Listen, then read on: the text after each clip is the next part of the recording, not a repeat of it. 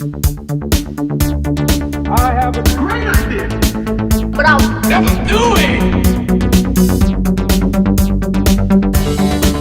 It might happen.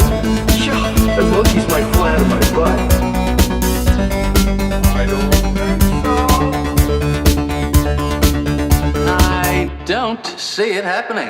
Hey, it's me, Jon. And me, Louise. And you are listening to I Have a Great Idea, but I'll Never Do It, your favorite podcast, period. It has been a while. It's been years. Been a while. And every single time we do this now, it's like, it's been 9 months, it's been 1 year, and it's been years now since we've done one of these. But that's okay, because you're listening and we love you. That's right. Thanks for tuning in on your own time. Louise, how are you? I've missed you. We've spoken since we last recorded. Oh yeah. I'm good. I'm good. What's the latest in your life? What's happening? The latest in my life, because the last time we recorded, I was like, hey, the reason that it took so long for us to record is I have a baby. And the news on that front is I don't have a baby anymore. I have a straight up kid. You have a kid. Yeah, and it's wild, and she's wild. Otherwise it's kind of the same slog. The same slog. Well, you're living it up. I mean, I think that you have moved. Yeah, you've moved since we recorded last. You're living it up in the burbs. Yep. You've left the I'd say the comforts, but it's kind of uncomf in New York City. Yeah. Where you were before. So you've moved on to the comf. How's the comf going in the subs? I gotta tell you, it's ultra comf. Yeah. I mean, I feel sometimes a little twinge of, oh man, I wish I could just run a fairway. But every other aspect of life, like laundry, dishes, prep space for food, groceries in the trunk, that stuff's all super fly in the burbs. The creechy comfs. You got it full on. Yeah. I'm trying to think of what that dude's name is. It begins with an M, but he's it's whatever hierarchy of, it's like kids can't learn if they have to go to the bathroom. They can't learn if they're hungry. They can't learn if I'll look Montessori? it up. No. I don't know what you're talking about. I'll look it up while you tell me how you are. Oh, things are just, nutty as always out here in Portland, Oregon. I'm just kind of living my life. I've been very active, in contrast to this podcast where we do this once every blue moon. Anytime there's maybe like an eclipse or a particular asteroid is passing by, I do that show once a week. So that's been, taking up a lot of my time in a very good way. That's the Ruined Childhoods podcast that I do with my brother Dan, where we talk about cult and classic movies, and we, kind of take a look at it from a modern lens and see what we would do given the opportunity to like bring it back. And we've been doing that for, it's going to be 5 years, I think, in January. And we're, I think, 212 episodes in. We're going to record the 213th tonight, which is our episode on Blue Hawaii, the Elvis movie. Because we're doing an episode for every U.S. state plus DC and Puerto Rico, and we're going alphabetically. So, A, Sweet Home Alabama. Ooh, there's some sound coming in from you. There sure is. What just happened? I think that we live in a smart home, and some speakers have been selected. Oh no. Unintentionally. And I am not super practiced at this. Oh, it stopped. It didn't. Oh, no, it didn't. It didn't. I'm going to have to call in. Okay, wait, call maybe. IT. That's right. Stop? Call in IT. It did stop. Thanks.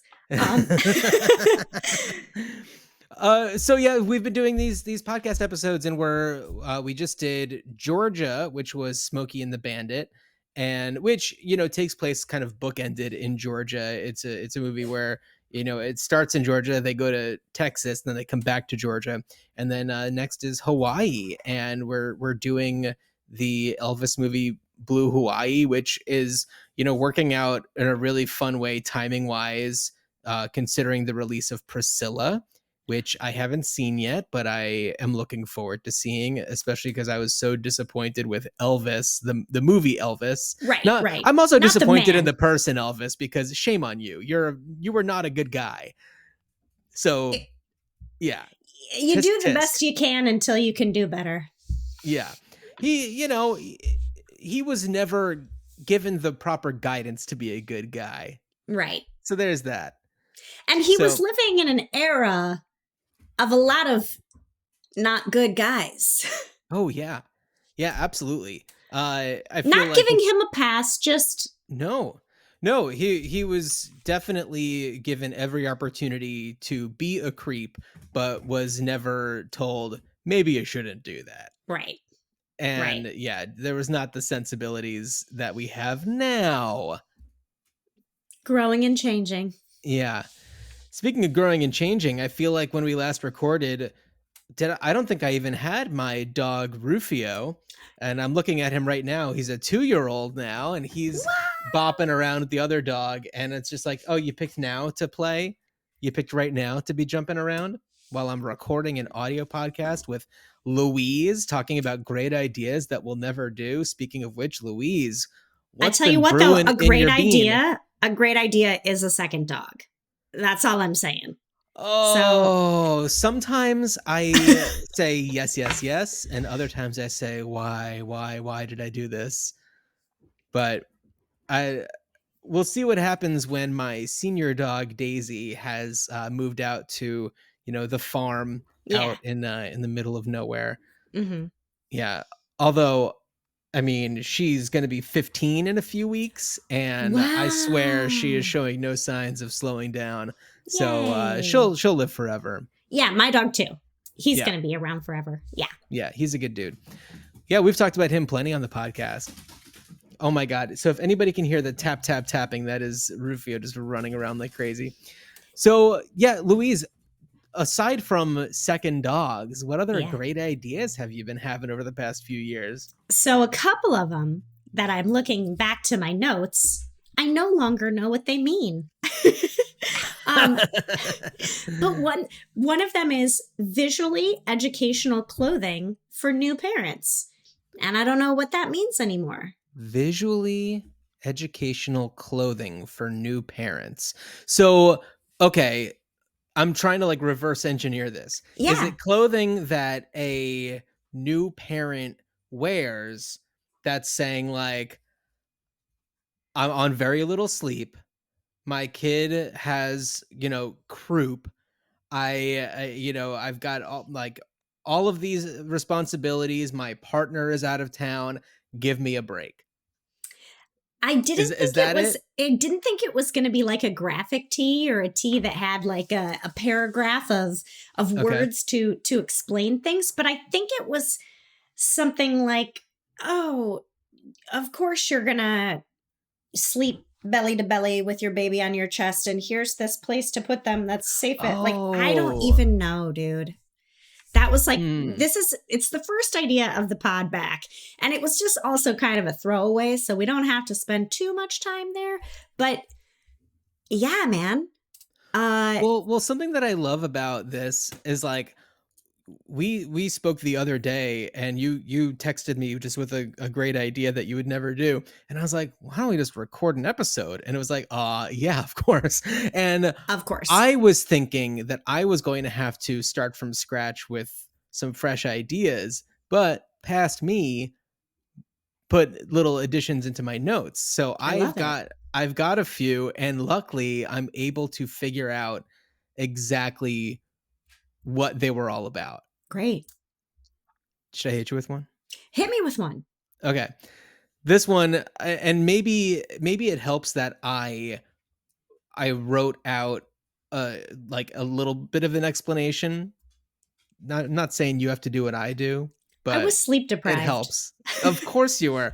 So I'm thinking like a book style item, some sort of like portfolio that you can keep multiple pairs of eyeglasses in. Because there's going to be different circumstances where maybe you're going to be at a more formal event and you want to wear something a little classier. Maybe you're going to like an art gallery thing and you want to have your funky red ones on. Or maybe it's like, all right, I'm going to be going out and I'm not going to have any, pockets or anything, but I'm going to be in changing situations. I have this pair that's got those dorky transition lenses in, which by the way, I have those, and I'm saying dorky because I speak from experience, not judging anybody else. And it's like, yes, that would be the situation that would make the most sense for this opportunity. So you kind of go through, it's like a little closet, but for your eyewear. I like it. You like And it? it makes it like a little more streamlined in packing if it's just like a multiple book case of glasses, because then you don't have to keep track of 3 or 4 different eyeglass cases in your suitcase, your carry-on, your personal item, whatever. Right. Yeah. Yeah. Ooh, I like it. Sure. Do you have a funky name? I don't have. See, you're the one that comes up with the funky names, and I feel like I focus more on just like, okay, what's the purpose, and then maybe we can kind of come up with something in real time, like face folio or something like that. Ooh, I like it. I like it. Did we just strike gold? We may have. I mean, the problem is that if your prescription changes, then and this is for people who have multiple pairs of eyeglasses. Yeah, I do. But I often think if I'm going to an event, I'm going to pop contacts in for that thing. Which is more of a lady issue, because then I'm like, but if I have false lashes on and they're going to hit my lenses and they're going to separate out all funny, might as well just wear contacts. Or do you have a pair of eyeglasses that would complement false eyelashes? So maybe they sit a little bit further away, or maybe they are a little bit larger or smaller so that it wouldn't interfere. I don't have that, but if glasses weren't as expensive, I would get some. True that. I would get some.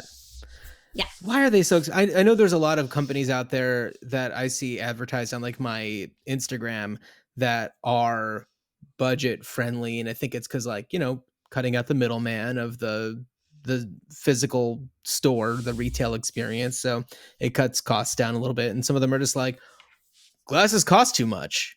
We're not going to charge you that. And I feel like organizations like Warby Parker, kind of started with that mindset, but I don't know. They've kind of fallen out of favor, I feel. I don't know. I haven't gotten new glasses in a while. I haven't either. Yeah. I haven't either. Totally switching gears, but still on the train of an idea. Do you remember what my very first idea was on the very first of our episodes?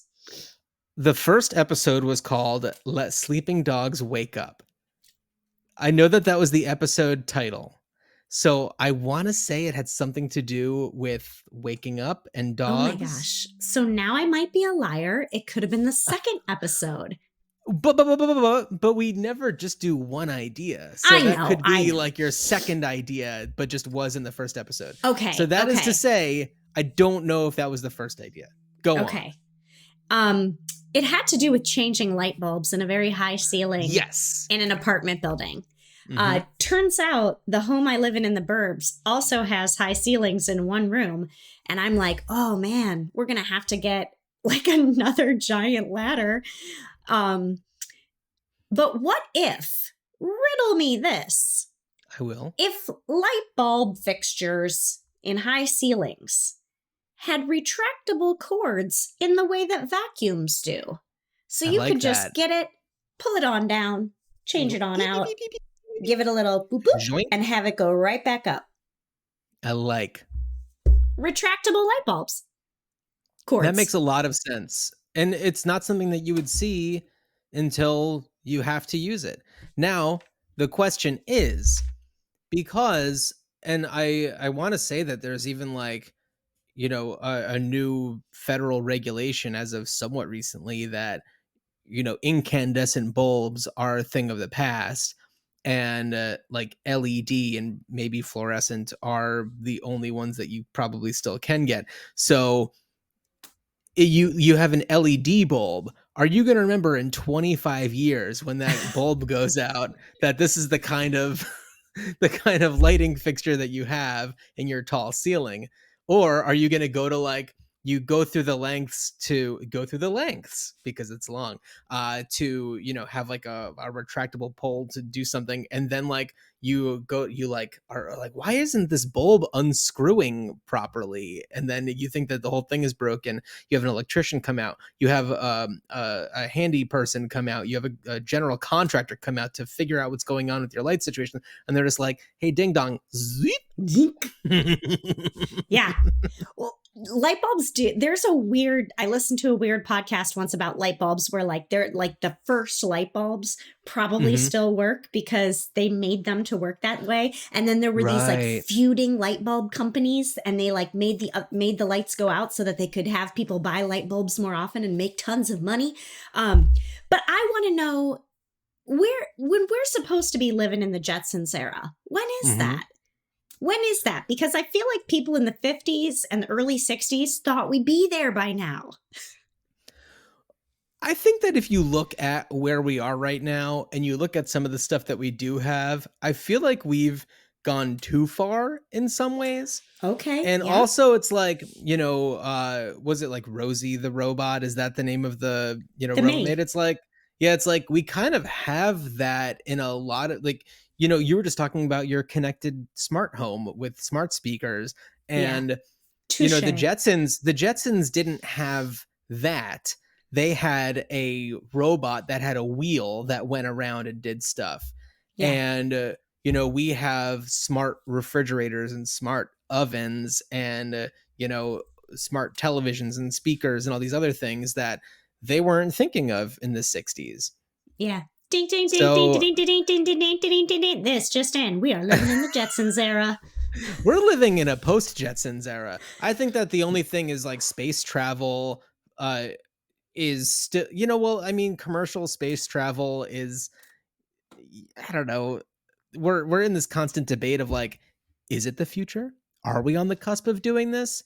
Is this the way that we save our planet by abandoning it and going to another one? How we have I would say the Elon Musks and the Jeff Bezoses who have been exploring privatized space travel, and the Richard Bransons, but seeing as how it's kind of like scoffed at unless you are the ultra elite, and by that I mean ultra wealthy. They're not elite, they're worse.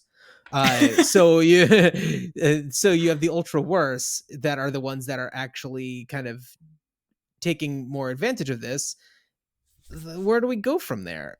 Is this something that we even want anymore? I feel like as a civilization, we kind of got this idea of like, oh, we're gonna have this thing, and here we're going to the moon and everything. And now it's just like, okay, but let's just try to save our own planet. And how about we create less space debris by launching fewer rockets? And yes, I understand satellites have their benefits and things like that, but like, how wasteful is it and how impactful is it on our own planet's environment to do these things? Yeah. Very good points. Do you want me to say something less depressing and go to a different idea? Maybe. I will ask you though, if you had the opportunity to like ride along for free, would you go? Ooh, for free. Oof. I think it depends on the circumstance. Okay. It depends on who is the person, like, where is this coming from? If this is coming from Elon Musk, I will not accept a free ride on your space shuttle. Because first of all, I don't trust it. Second of all, I wouldn't take a free Tesla if it was offered to me, and those are on the road and unsafe. Like, I do not want to do anything that would benefit that dude. So like a Goodwill free ticket to this dude who's, living off PB&J in Portland, Oregon, I don't think it's going to fly. But if I don't even know who it would be that would, come in and swoop in. New person. Okay. Al Gore. Al Gore comes in and is just like, they've cracked the code. I've been working with this team and I trust them 1,000%. And the way that they're doing things is revolutionary. It is not harmful at all to our planet. It's based on a slingshot system. You are trebucheted into the stratosphere and out into outer space. And from there is a system that, very safely can bring people to the moon, another planet, do whatever, or just come right back. And you are the purchaser of the 1 zillionth container of peanut butter. So you have officially won a ticket on this guaranteed safe journey into outer space. My name is Al Gore, and I approve this message. John, pack your bags. And then you're going. And then I'm going. I'm strapping on a diaper or whatever, you got to do to like make that happen. And, just kind of shooting for the stars. Wow. I'm not going. You're not going. No, free or not. I'm not going. That's just one of those things where I was like, don't need it. See, you're living in a post-Jetsons future. I'm living in a post-Jetsons future. That's not right. Interested because in space. No, there's just so many things. Like I've never been skydiving. I don't need to. Not interested. That's fine. No, That's okay. And what's another good example of something that I'm not going to do? I don't need to run 26.2 miles. I don't need to. I'm really excited for other people that are really excited to have that as an accomplishment. I don't need to. I think that even if I was being chased by a very hungry lion at maybe 7 miles, I'd be like, you know what? At this point, I'm no good to anybody. So I may as well be some good to this lion. That's it. There's no reason why I need to run 26.2 miles. Not at or one time. 13.1 miles for that matter. I have done that. Yeah, have you really? Yeah, with my mom. We did the Princess Half Marathon in Cute. Walt Disney World. And at each mile marker, they had like a different sort of attraction. At one of the miles was like all of the Disney princes. And so you got to see like Prince Charming and Aladdin and whatever. And then at another mile marker, because it was around the time that The Princess and the Frog came out, there was this like gospel choir like singing you so that you could keep motivated. Anywho, we and then finished did they that give race. you beignets at the end? That would have been amazing. Yeah. Or like instead of giving you like the little cup of water or Gatorade or whatever, it's just like powdered sugar and fried dough. You just have to immediately go to the side of the race course and just bomb. No, but we finished and I was like, wow, that's halfway. That's good enough. Yeah. For me. Yeah. I'm endlessly impressed with other people, but for me. I fully agree. Yeah. If you have any rebuttal for us, greatideapod@gmail.com. Write in. We'd love to hear from you. Our phone number, 304-804-IDEA, is defunct. It belongs to somebody else at this point. I wonder if they still get phone calls. Inactive. Oh, from the one person who called us? Who lives like with you? Not to pull back the curtain too much. We did get another call once, I think. We have gotten calls, yes. It's entirely, I think I'm going to try and go back and scrub that phone number from any of like episode descriptions and things like that, so that there's somebody out there with a 304 area code that wherever that is, that isn't like so angry at us. But every now and then, don't you think it's like those phone calls that people, or those text messages people get like, hey, I'm running late, but I'm going to be to Thanksgiving. I don't know who this is, but you're more than welcome to come. The problem is that like there are so many of those. Do you ever get those like scam texts where it's somebody that seems like it's a wrong number, but then they say something like, oh, I'm so sorry. Like I mean, just checking to see, is that something that you'd be interested in? Like, and kind of going, you've No. never gotten anything like that? This one day No. I got something like that, and I was recording a podcast episode for Ruined Childhoods with my brother Dan, and he was like, hold on, I got this text and it's this wrong number. It's like, was it about picking up a cake? I'm actually gonna. Do I have my phone on me? I'm using my phone as my camera. Otherwise, I'd look it up. But it was about like, it was somebody texting, just being like, "Hey, I'm so sorry. Can I pick up my cake tomorrow instead?" And it seems like such a normal text message that you would think like, "Oh, this is just somebody's wrong number. I must have a very similar number to a bakery." And then they kind of continue and be like, "Oh, is this not Lily's bakery or whatever?" And it's like they somehow make it seem so authentic that it like they Would you trap be you into interested in something. picking up a cake? Now that I think about it, where can I pick one up? I love picking up cakes. Weird. No, I've never received one of those. Now I kind of want one. Do you have any ideas in your docket that are related to food or cakes or anything, or text messages? No. Because everything I have is very unrelated. Yeah, I don't have a good segue. I'm going to just say that. Well, then lay one on me. Lay something on me. This one I got to give credit where credit is due. The said listener, who lives in the same house that I live in, would like credit for this. And the kicker is, we have the technology. Ooh. Okay. It's auto-tune earplugs. So you're at a coffee shop and you're writing your screenplay or doing whatever. And all of a sudden, it's like an open mic. And so gets up with their guitar and they're like learning how to perform in public. And you just put your little in-ear in that auto-tunes and like click and that little button and all you. of a sudden, it's some lovely music happening. And it's like, oh, yeah. Okay, grooving. Okay, first thoughts. If I'm in a coffee shop and somebody picks up a guitar, I am out the door before they start singing. I am on to the next coffee shop.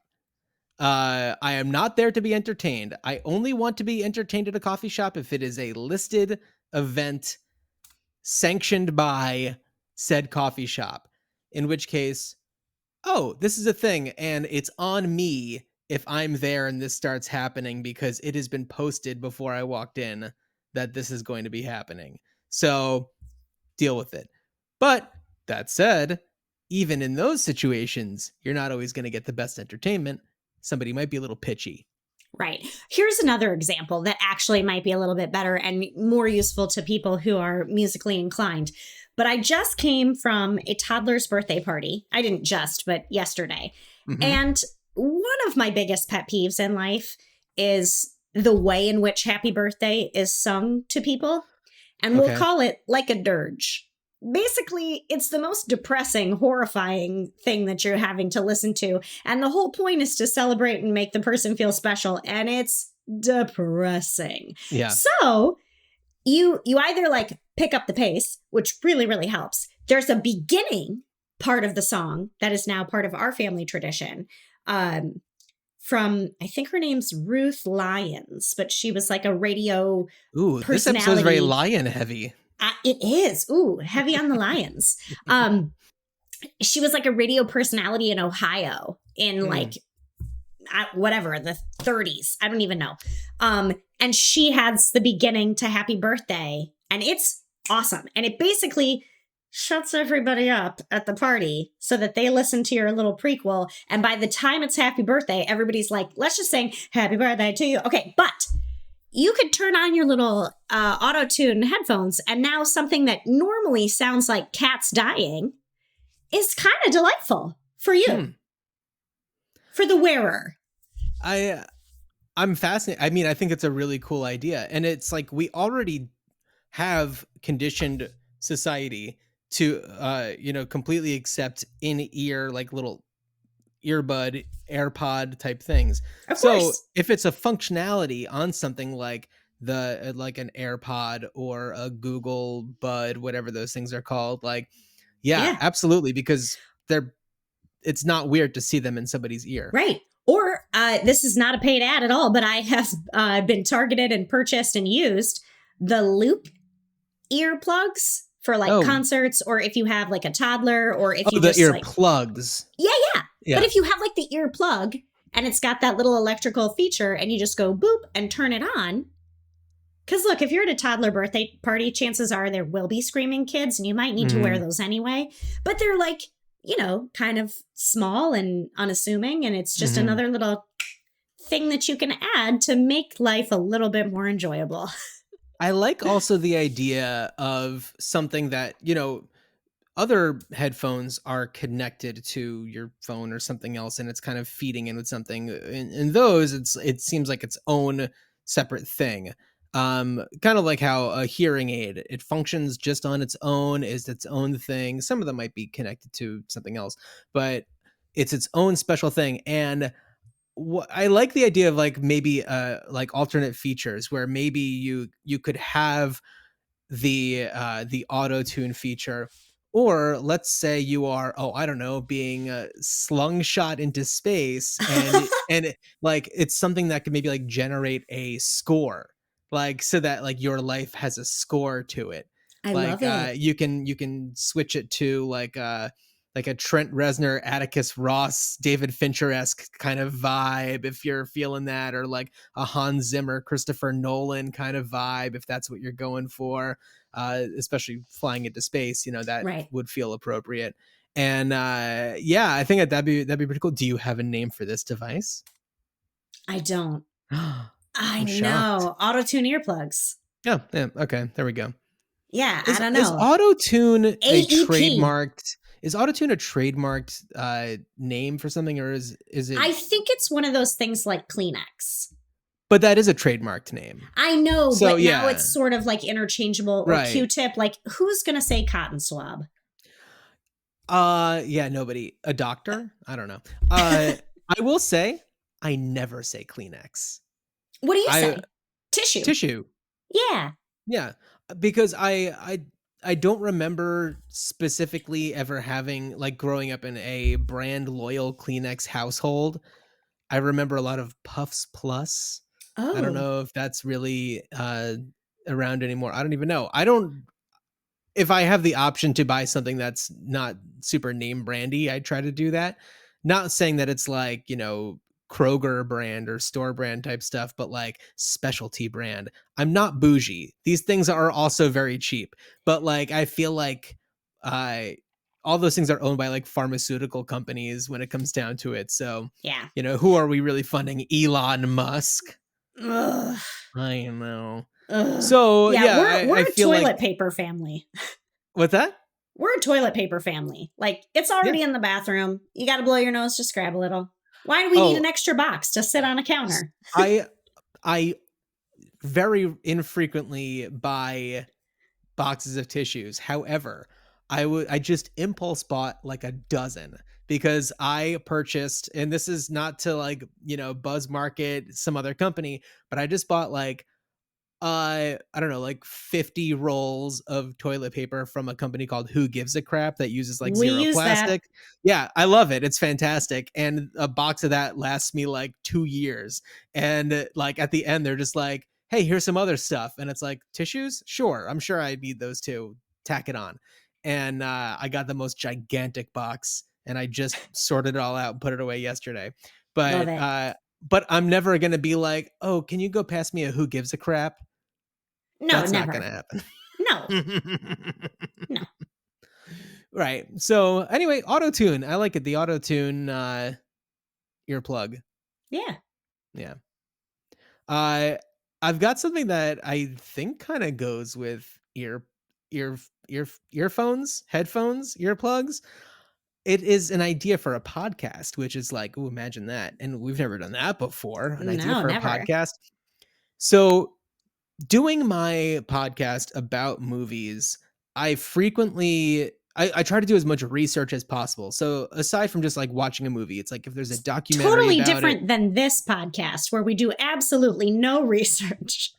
No research. Sometimes I'll be like, wait, does this exist? And certainly none of the things that we're talking about right now exist. I'm sure I don't know, maybe there is something for eyeglasses at this point, but at the time there wasn't.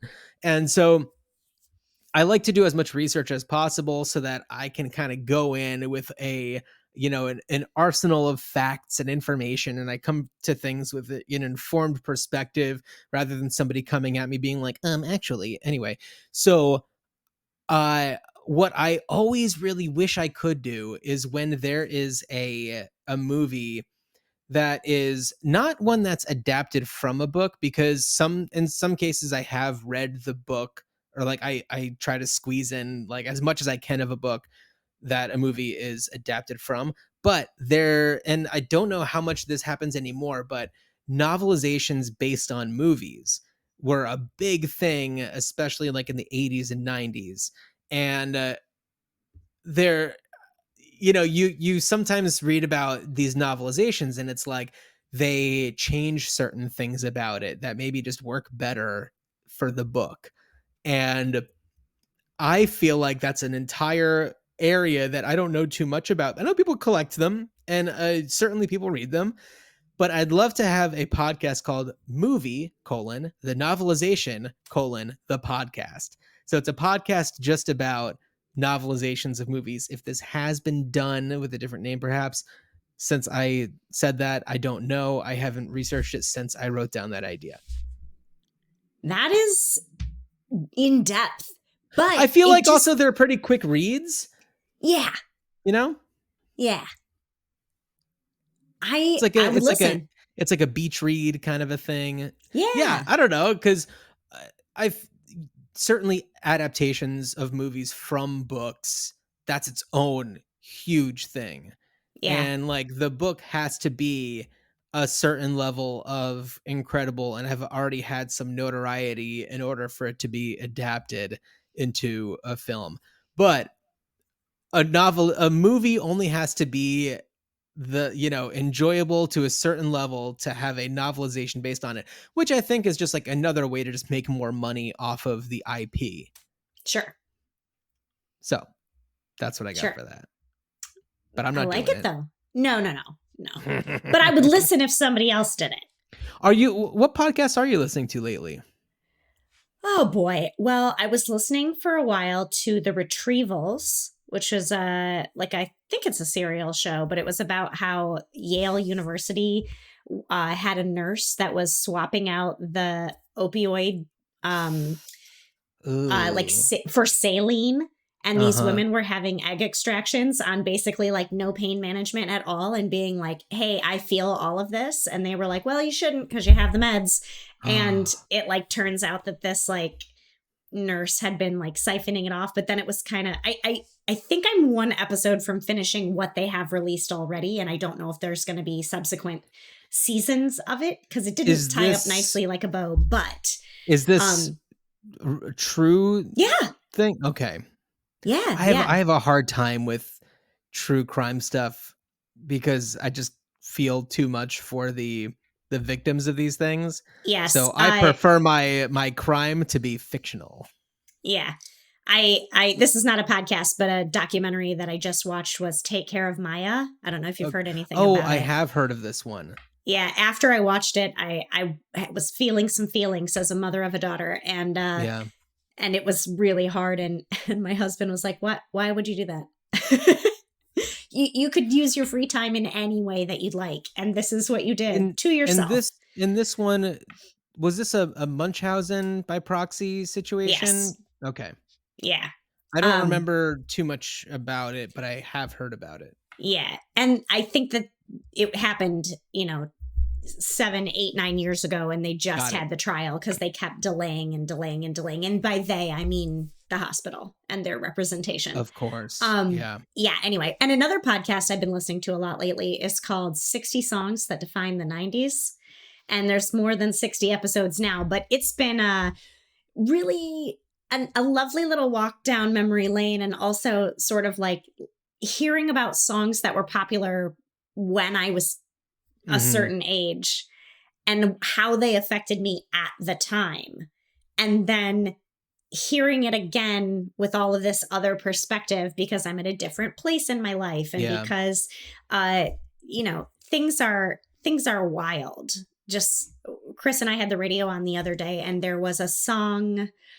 I'm trying to think of what it was, and I can't, but I'm pretty sure it was from the 70s. Maybe it was Casey and the Gang. That's a band? Yeah. Casey and the Sunshine Band? Okay, great. And then like or right Cool after and the Gang. Oh, Cool and the Gang. Okay. Thanks. And then like the very next song was like Boys to Men. Okay. And then the next song was Toto. And then like the next song was, I don't know, Brandy. It was just it felt really whiplash for me. And then I had to be reminded, they're all oldies. We're old now. I know. Get off my lawn. I feel like music of the 90s, to say that there are 60 songs that define the 90s is tricky because it needs to be objective. And I do recognize that there are certain songs that influenced music, from that point on. Smells Like Teen Spirit being one of them, where it's like, oh, when that came out, that's the big song from this big album that really changed things and influenced so many other musicians. That I can recognize as being something that was, special and defining. Motown Philly, that's something that definitely, created a ripple effect. And I don't know what the 60 songs were that that are covered on this podcast, or I guess 60 plus songs. But I also know that there's like large segments of 90s music that never really came into my world, or it's like I was aware of them, but they had no impact on me or the trajectory of my life that I knew. So I'd be really curious to kind of hear how they explain out some of that music, because there's a lot of, probably R&B that I wasn't listening to at the time that that probably comes up. I don't know, like give me some examples of some of the songs. So here's an example then. Mariah Carey, All I Want for Christmas Is You. Not in my world at all. But the thing about it is, apparently she wrote it in 20 minutes. Get it, Mariah? That's amazing. Apparently she had like really sort of made it from fantasy. Like it wasn't a nostalgic for any type of Christmas that she had ever experienced. It was sort of like, this is kind of what I wish Christmas was. Good choice of words with fantasy right there. Hey. Yeah. And then just the construction of the song and why we like it, and the chord progressions, and like in the jazziness of it makes us, and the chord stacking in the way that it is makes it feel timeless in a way that like maybe other artists who do Christmas albums and have Christmas songs like don't have the same timelessness. And it somehow feels super, super old and fits in with, Frank Sinatra and Johnny Mathis in this, but also fits in, like you hear it today at a mall and you're like, yes, present moment. And it's just wild. Anyway, it's cool how they break it down. They have guests who are experts in their field talk about things that have to do with the song or what it meant to them. Sure. It's just really nice. Like, let's get back on track for us, if that's okay, because this pairs perfectly with an idea that I had. Do it. Okay, idea.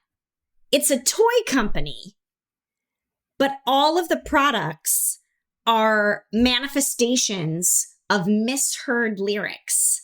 So the toy company sells a cross-eyed bear that you gave to me. Oh, a cross-eyed bear. A cross-eyed bear.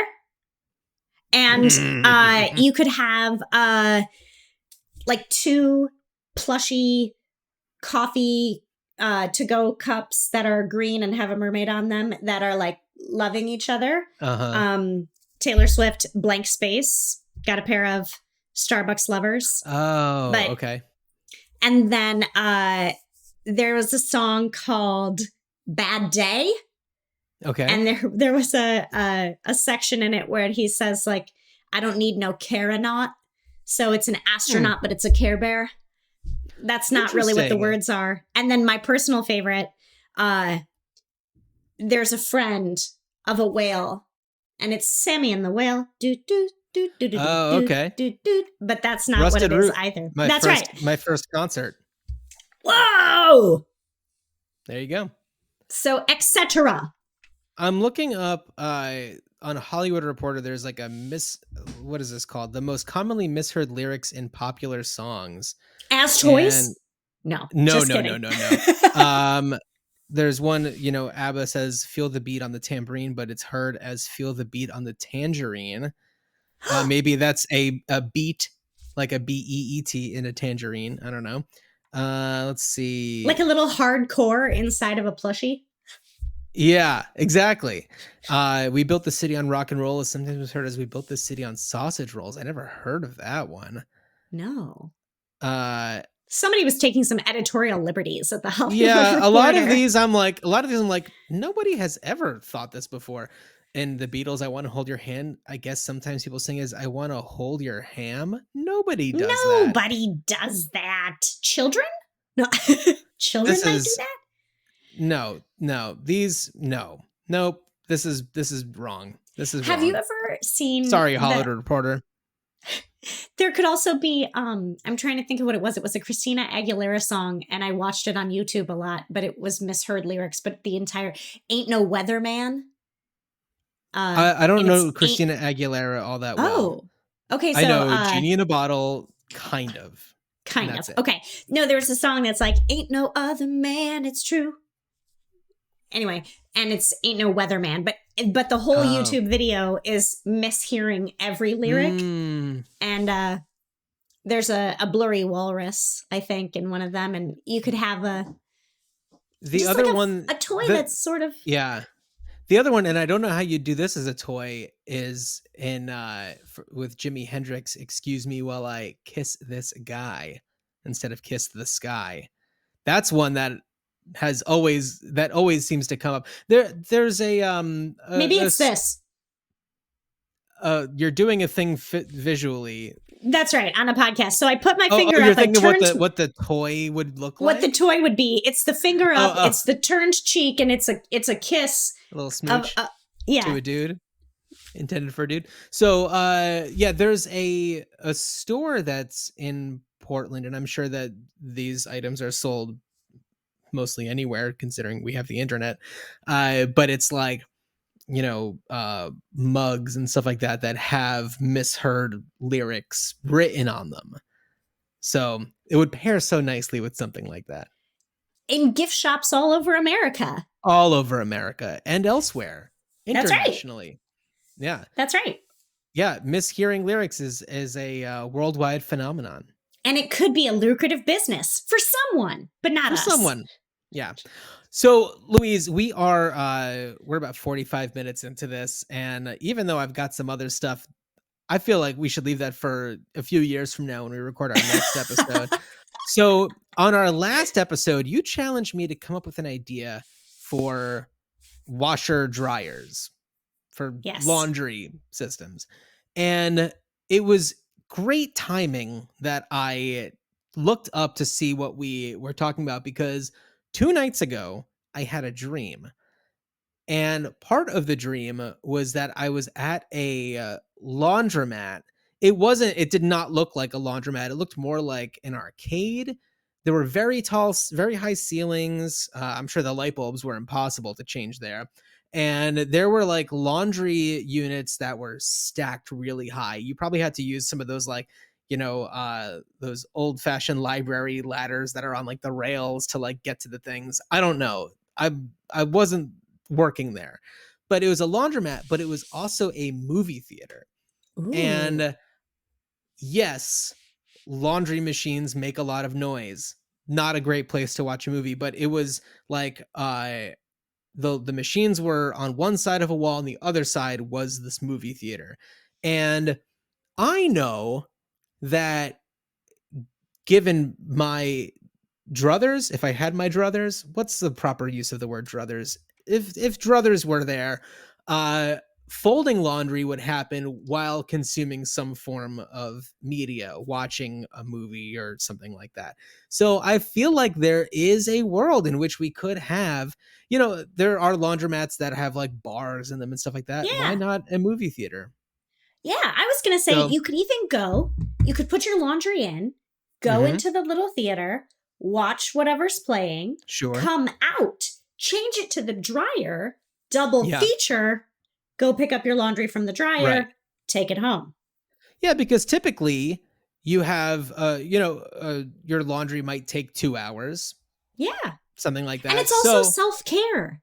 yeah. It's taking the time to also not multitask and do something else and consume a little Yeah, it doesn't have to be a full-size movie theater. It could be a smaller screening room because you're not going to have enough machines to facilitate, 150 people watching a movie. But let's say there are movies that start at certain times. Maybe you have a movie where you can do a 15-minute intermission to go change your laundry out. And Yeah. there's going to be somebody out there, manning the concession stand, monitoring to make sure that no one's stealing anybody's clothes. Yeah. So it could work. I think also what could be cool is if maybe we did it. So I follow this guy and I can't remember his handle on Instagram, but he used to be in the fashion world and now he's still in the fashion world, but he's now like an influencer or something. And he's basically Mm. talking about on his entire Instagram page how you don't have to take your clothes to the dry cleaner anymore. Essentially, you can wash all of your I don't. clothes in. Okay, I'm picturing Isaac Mizrahi. It's not him because I know who that is.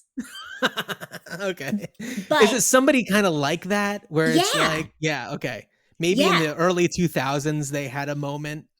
maybe. Yeah. And Mhm, so he was also saying, a lot of washers now, like a lot of washers have a quick cycle that's mhm, maybe 35 or 25 minutes rather than the full cycle. And what a lot of people don't take enough advantage of is the quick cycle. First of all, hmm, your clothes are not as dirty as you think.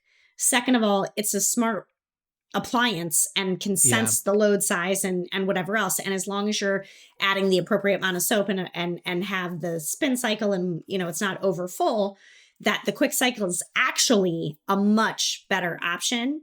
mhm. So hear me out. At the movie theater laundromat, you have, like they used to do, quick shorter film, or like they do with the Bryant Park Oh, movie. It's an old timey like a like Looney newsreel or a Tunes. short, yeah. Yeah. For 15, 20 minutes while your load does the quick load. And then you can take the full feature to do the drying because that just takes longer.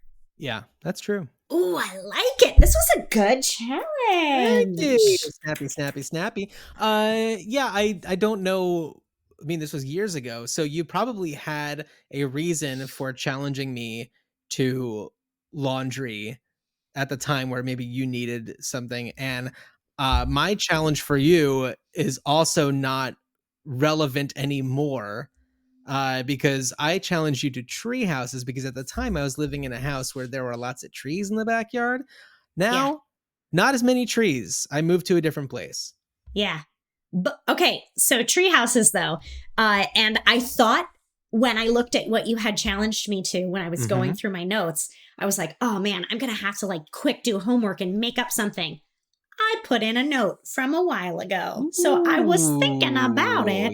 And the idea yeah. that I had I'm just gonna first disclaimer, it's a fantasy, Okay. Mariah but Carey? sweet, sweet fantasy treehouse. It's not gonna be good for red sequoias, but Okay. I want Airbnbs in giant trees Mhm.